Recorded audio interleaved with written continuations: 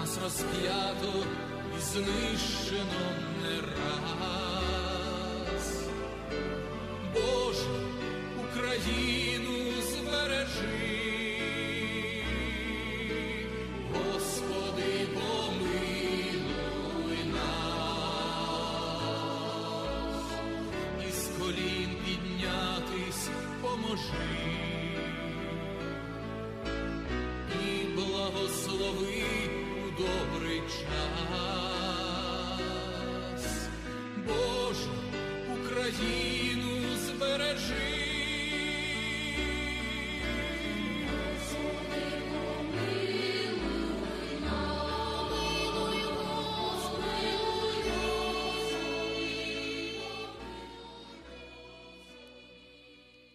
Good afternoon. It is my pleasure to welcome you today with a traditional Ukrainian welcome called Привіт. With this salt and this bread, known as a korovai, we invite you for a beautiful concert today. The salt and bread signify friendship, hospitality, unity. We gather today as new friends in this beautiful church, united for our brothers and sisters in Ukraine. Вітаємо. Welcome.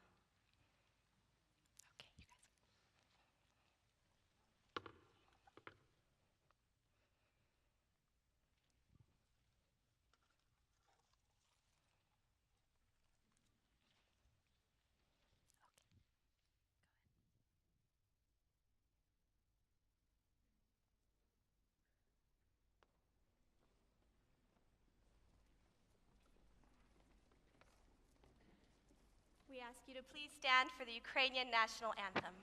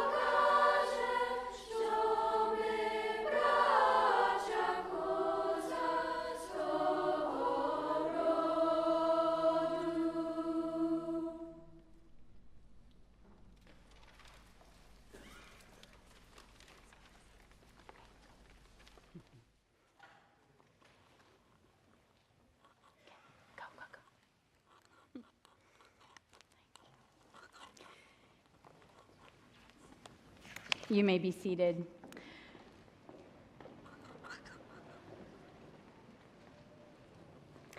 We woke up a little over a month ago with the news of a new war. We all started that day with a pit in our stomach, wondering why we were witnessing such ugliness following two already very challenging years for our world. We wondered what to do. We gave money, we watched the news and cried for our brothers and sisters who have been displaced, who are fighting to save their country, for those who were killed.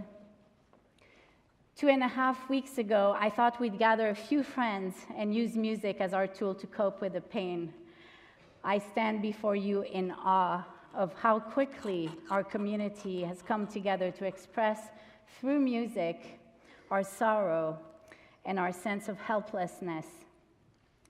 Each seat that is filled today represents a different religious affiliation, different community choirs, music leaders, church and temple leaders, professionals and amateurs, different age groups. We don't agree on everything, but today we are one in wishing the return of peace to Ukraine.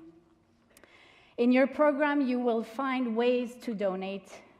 We realize that many of you have already donated, and we encourage you to do it again. There are links in your programs to donate to suggested organizations, and you may have a different one in mind. We just want you to give and support those who are suffering. You may leave money in the baskets at each door on your way out, or write a check to Church of the Palms with Ukraine in the memo line, which will go to the Presbyterian Disaster Assistance, which is very active in Ukraine at the moment. You've also received a dove for you to write your prayer for Ukraine. Write your prayer, drop it in the baskets as you exit. We will hang those doves at the entrance of the church, and will be reminded of peace every time we enter this building. With deep gratitude to all who contributed their gifts today, their gifts of music, their gifts of service, their gifts to Ukraine, we now continue our program with a piece newly written by John Rutter and revised only a few days ago.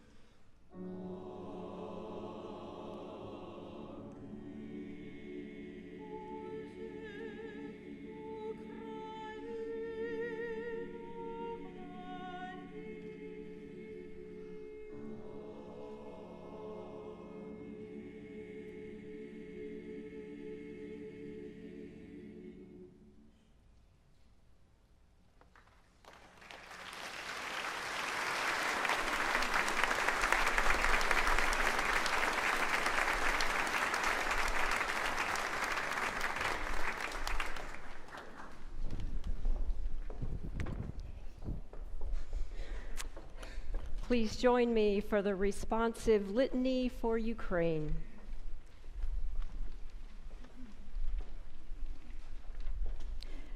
God, we are heartbroken for our Ukrainian siblings, for all who are suffering, for all who are displaced, for all who are fighting, for all who are dying, for all who are fearful, for all who are resolute.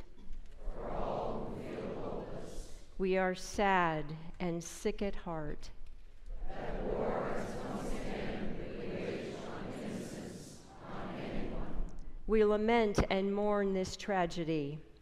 And commit to lending our strength and love to those in the fight.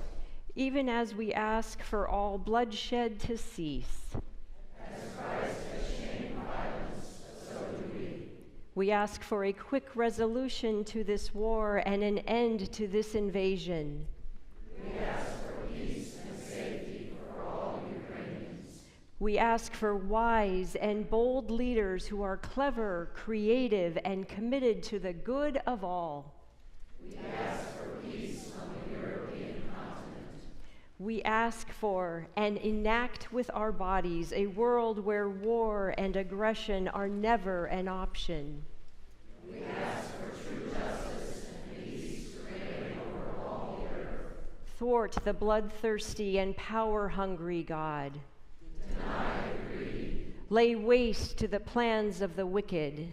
Confuse the minds of evildoers. Somehow, we know we must love Ukraine's enemy with them. Somehow we must tap into the compassion of God for these invaders. Somehow, we know we must embody the peace and forgiveness of Christ. Somehow we must not let evil win the day.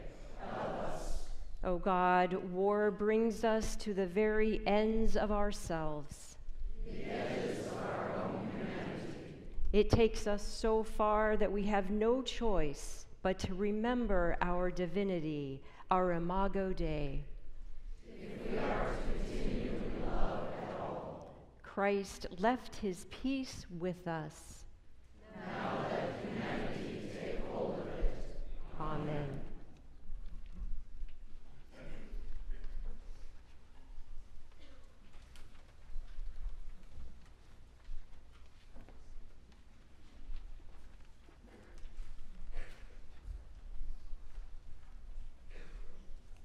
Welcome, ladies and gentlemen. I am so proud of my Polish heritage these days. We took over 2 million refugees.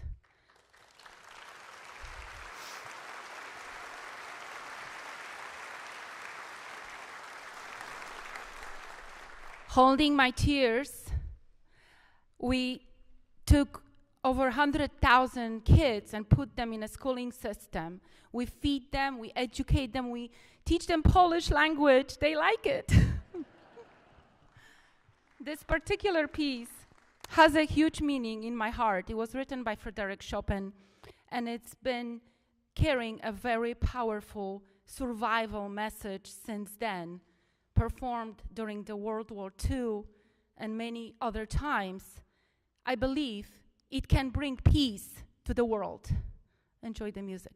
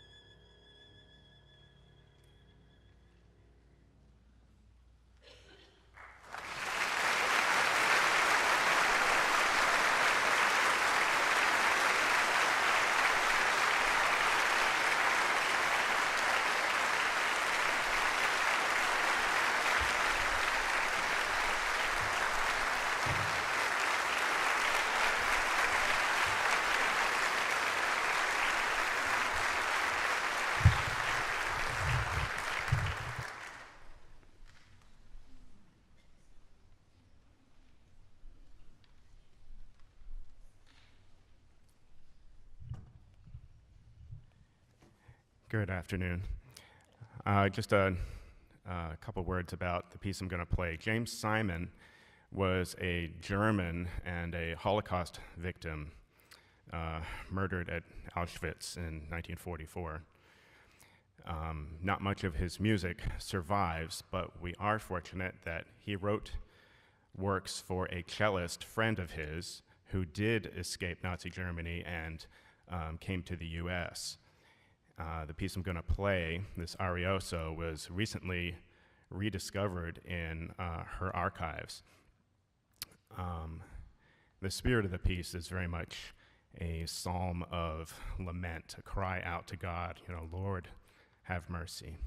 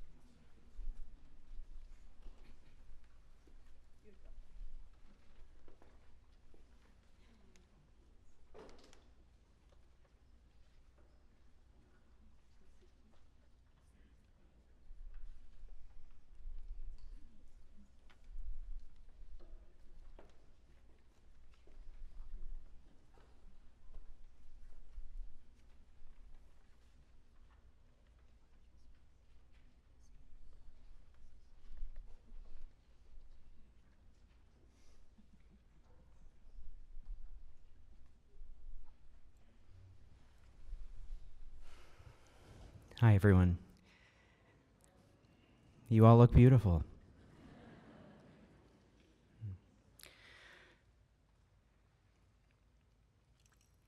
Around Christmas time, just before the pandemic started, a few years ago, I was in Kyiv, and I remember the sky, cloudy and low, but open.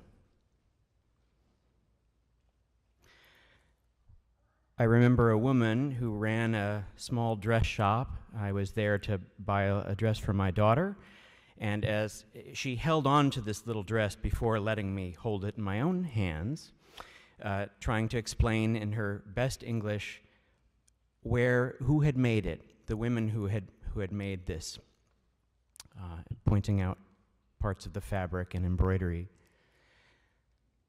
I remember another woman who was pushing her baby around an outdoor kind of a common area park. She was wearing a heavy blue, it was like a dress, I guess, but it was almost a coat at the same time, and I remember it very well because there were these big, colorful cartoon dinosaurs on it, all over, up and down. She spoke not a word of English, and I spoke at that time not a word of Russian or Ukrainian. But she wanted me to see as much as I could, and she wanted desperately to help me navigate Kyiv, or at least the part that I was in. And we were outside this amazing, beautiful church, and I remember her taking me up to it and in the best she could, explaining for me to go inside, which of course I did. And I watched men and women light candles inside this ornate, amazing place, and I watched an older woman in a red bandana head wrap mopping part of the floor as people would go by quietly. When I came out, this woman in the dress was still there. I tried to thank her and pay her even, because I thought that was the right thing to do, but she insisted, no, she couldn't take this. She was so proud to show me around a little bit. I remember a young man who gave me a haircut. Young man with hair completely white, like the Easter Bunny.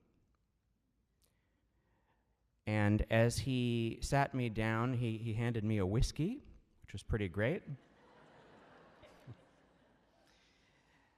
And of course, I wanted to talk to him, and his English was pretty good, and I was grateful for that. He told me about his life, where he had come to Kyiv from a smaller town in the eastern part of the country. I asked him, even at that time, about Russians in Ukraine. Outside this church, where the woman kind of guided me in, there was a stand where you could buy toilet paper with Putin's face on it. Which I did. And I assumed that everyone there, especially the younger people, would be strongly patriotic and perhaps very anti-Russian. I mean, I shouldn't assume anything, of course, when in a new place, but I came to find that he was very comfortable with the way Ukrainian society had progressed. He appreciated the Russians in his life, of course, and he appreciated the complex history that they've had for, my gosh, so long.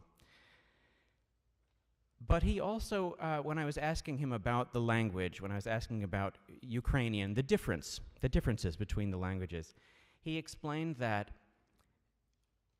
the Russians, in his view, had tried to make Russian be the important language, be the formal language, and sort of pass off the Ukrainian language as a dialect and as something that was only to be used casually. He explained to me that this was completely wrong, and that for him, the most sincere way to communicate was in Ukrainian.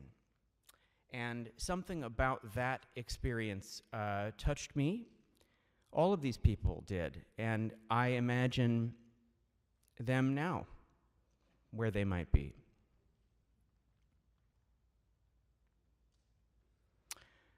This man's story reminded me a little bit of my father. My father died around this time 22 years ago.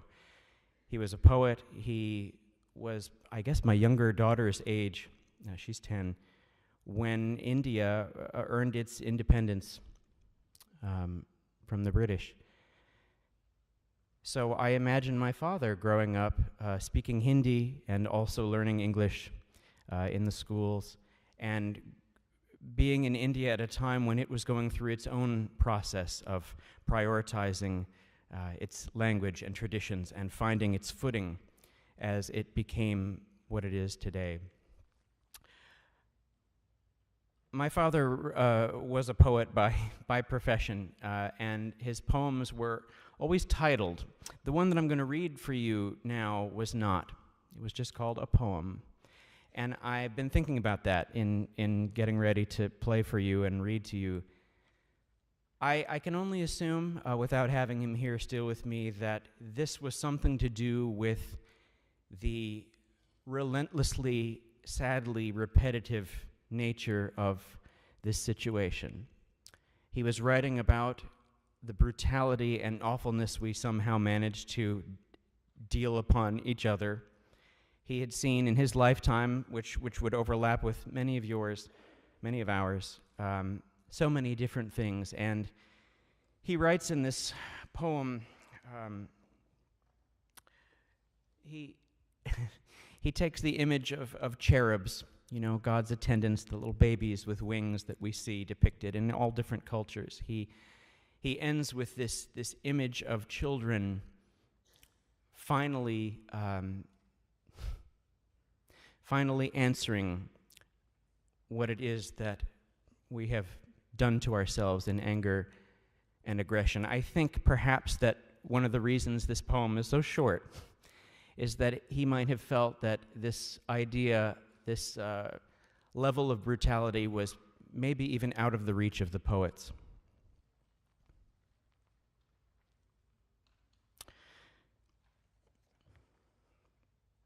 Across muted winters and mum springs, across an ever-lengthening generation on crutches, across barter of power and the ensuing despondency, across crisp smothering and cross smithereen, across fleeing widows in a shush of fire, across many times our atrocities. I've only this to say.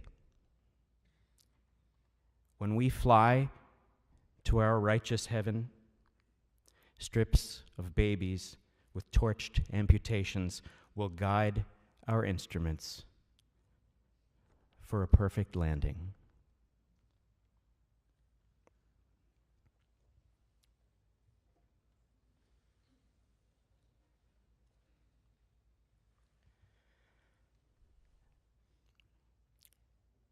The piece I'm going to play for you is by a wonderful man named Bill Douglas, who lives in Colorado. It's very short, and you'll see in the program it's called Open Sky. This was the obvious choice to play for you because I can only imagine what it must be like when we so often, when I think of my father, I look to the sky instinctively. When I think of aspirational ideas for my children, I reflexively look at the sky. I can't imagine what it would be like to fear it. And so my wishes, along with all of yours, I know, are for that sky to be open.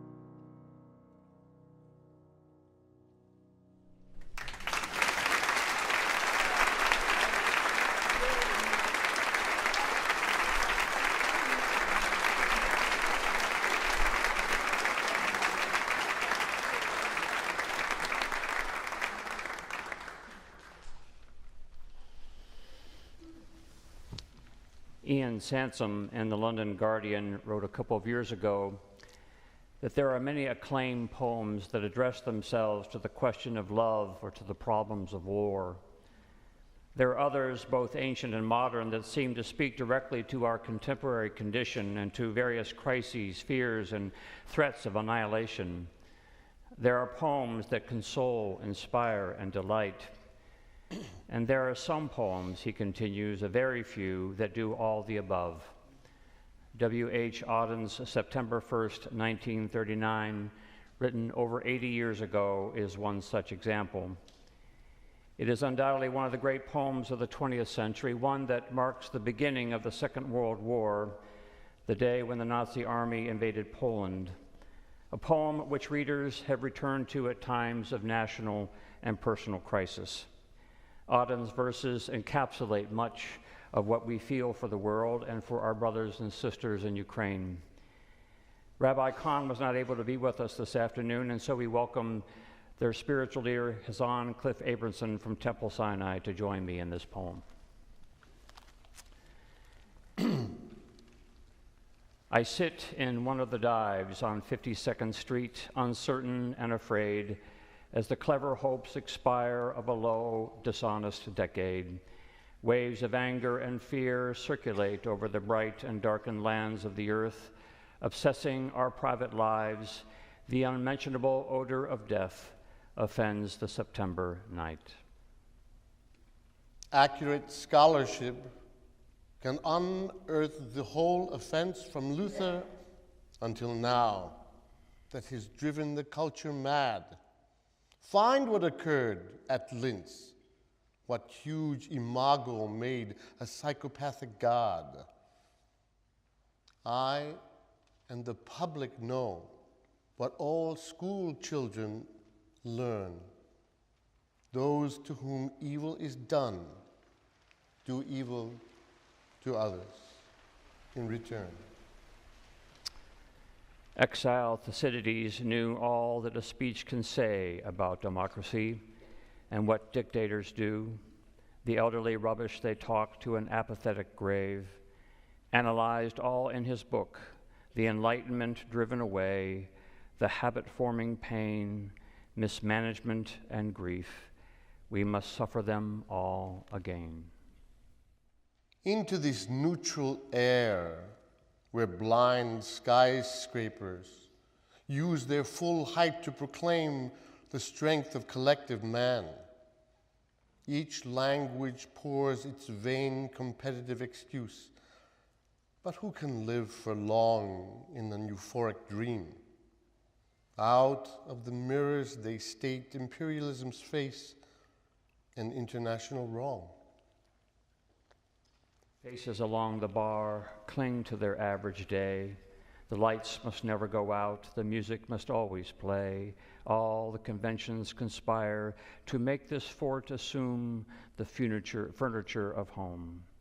Lest we should see where we are, lost in a haunted wood, children afraid of the night, who have never been happy or good.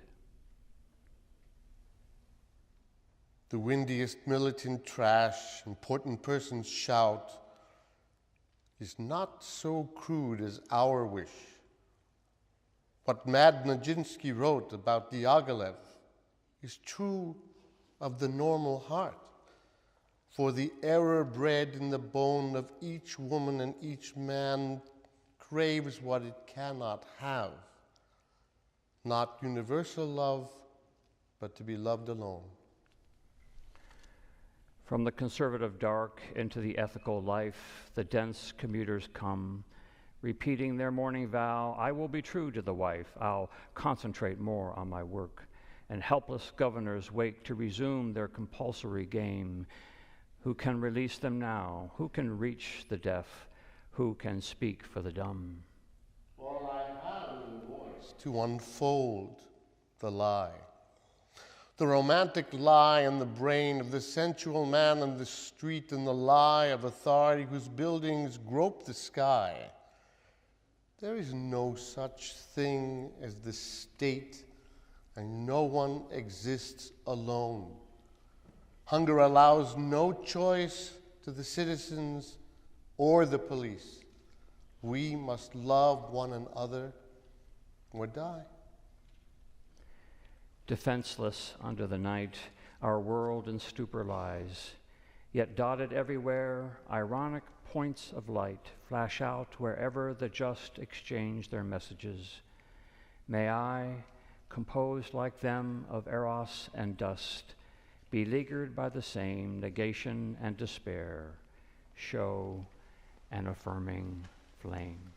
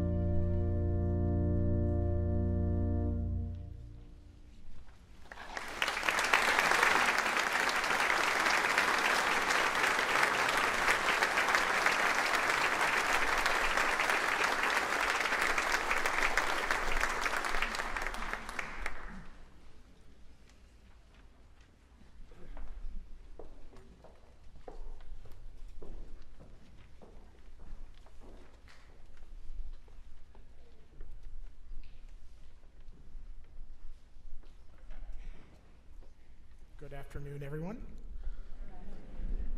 So thank you very much for joining all of us here today. It's very wonderful to share with all of you this universal language that we all have, music, and for all of us to come together to support a cause halfway around the world is amazing. I just wanted to say a quick bit about the very short piece that I'm going to play for you. This is a piece by Bela Bartok.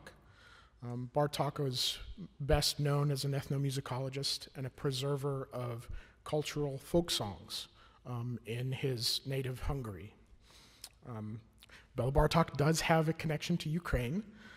Shortly after his father died in 1888, his mother moved Bela and his sister to a small village in the southwestern area of Ukraine, and that is where he grew up until 1899 when he attended the Royal Academy of Music in Budapest.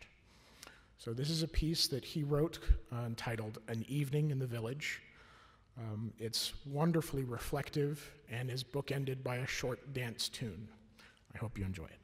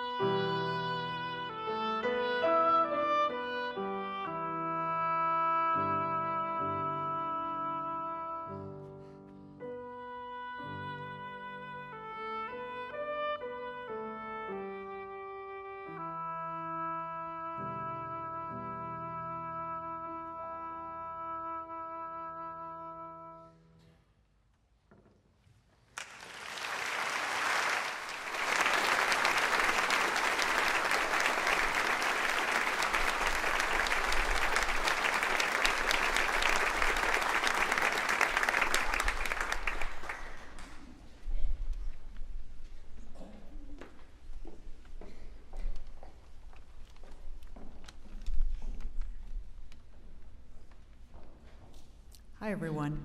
The piece that I've chosen today, I did not choose because it had any particular affiliation with Ukraine or with war, but it is a piece that I have returned to again and again throughout my career and my life when I was in a period of great sadness, when I needed some peace and some healing, including having played it at my own father's funeral. So this is the Morceau de Concours by Gabriel Fauré.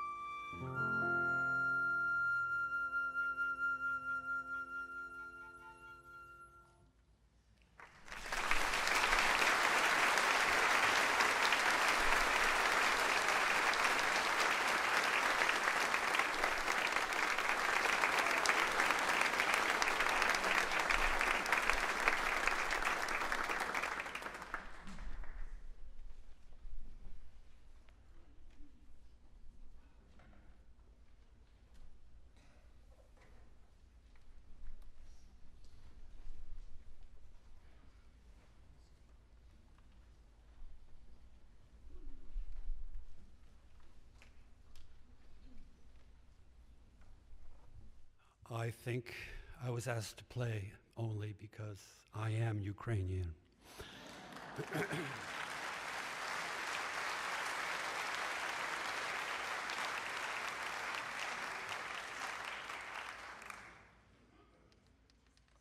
I am sure that Gabriel Fauré would be delighted if people thought Debussy wrote this piece. But this is After a Dream by Gabriel Fauré.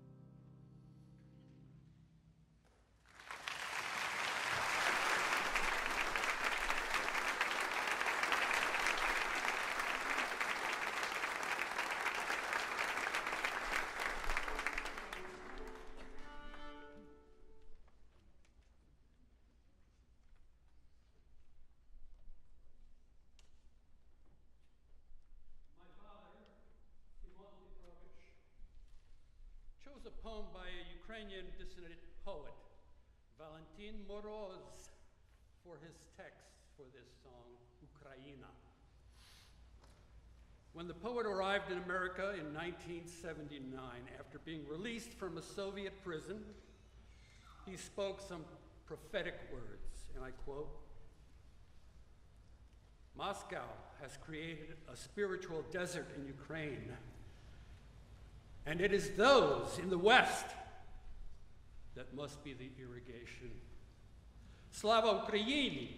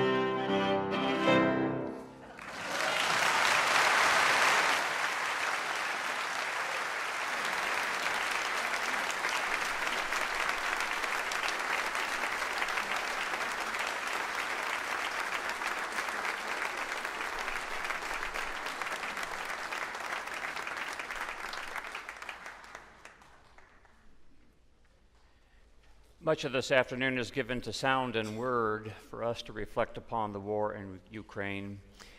These next moments we give ourselves to sound and sight. There are many sides to this crisis, more than we can count.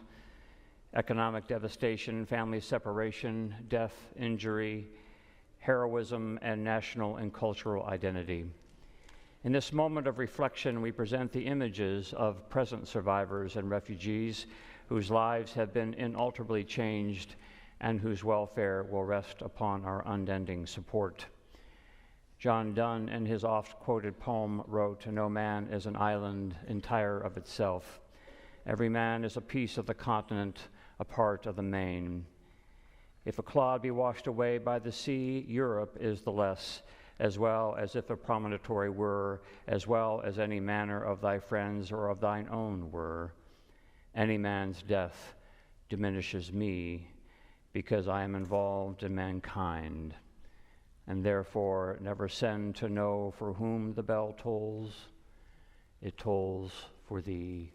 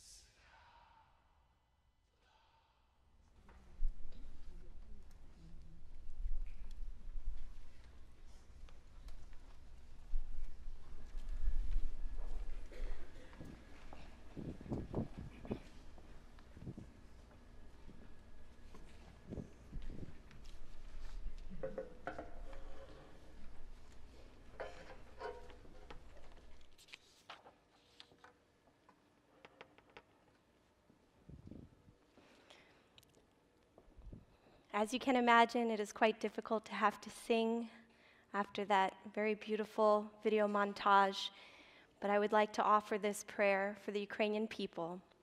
The title of this prayer is Боже великий єдиний.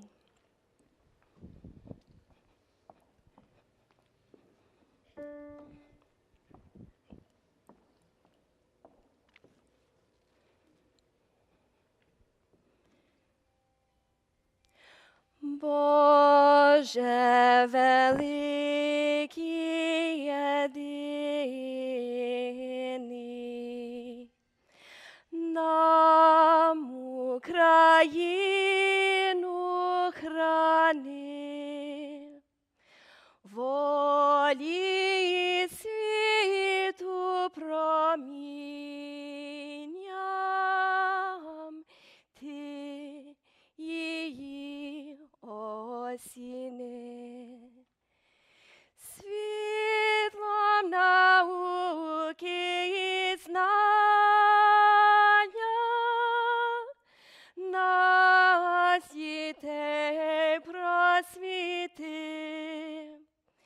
в чистій любові до краю. Ти нас, Боже, зрости. Молимось, Боже єдиний, нам Україну храни, всі свої ласки щедроти ти на люд нас верни. Дай йому волю, дай йому долю, дай доброго світу, щастя, дай Боже народу і многая, многая літа.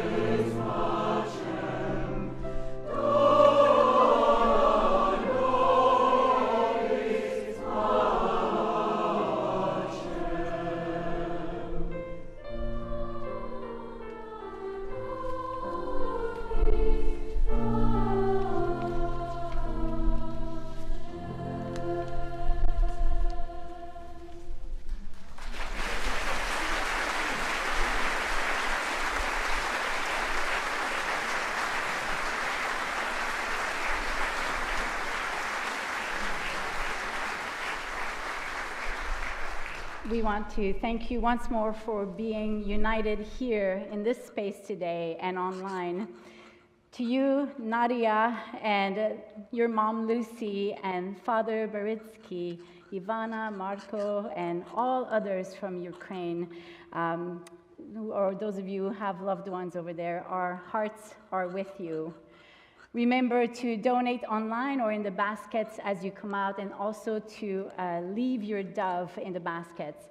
And I was hoping there would be a reception under the tree, but the rain seems to be coming in soon. You will be invited to sing this last piece when I direct you to do so. You can link arms, you can stand when we tell you to do so, and let there be peace on earth.